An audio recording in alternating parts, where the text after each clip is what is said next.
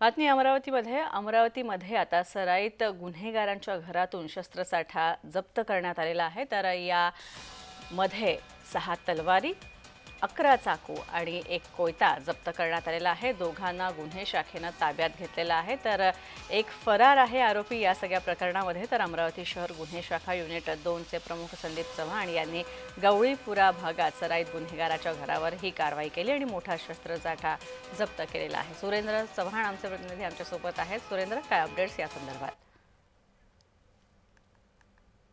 बघितलं एक धक्कादायक घटना जी आहे ते पुढे आलेली आहे। यामध्ये या अमरावती गुन्हे शाखेच्या वतीने युनिट 2च्या वतीने गवळीपुरा भागात सराईतमध्ये गुन्हेगार असल्याची माहिती जी आहे ते पोलिसांना मिळाली होती आणि त्या आधारावर या ठिकाणी मोठा शस्त्रसाठा जो आहे तो जप्त केला गेला। यामध्ये 6 तलवारी, 11 चाकू आणि कोयत्यासह दोघांना अटक देखील केली आहे आणि पुढे यामध्ये आणखी आरोपी जे आहेत ते असू शकतात अशी माहिती जी आहे पोलिसांनी मिळालेली आहे आणि त्या आधारावर पोलिसांची कारवाई जी आहे ते सुरू आहे। या कारवाईमुळे या परिसरात नव्हे तर संपूर्ण अमरावती शहरात एक मोठी खळबळ उडाली आहे।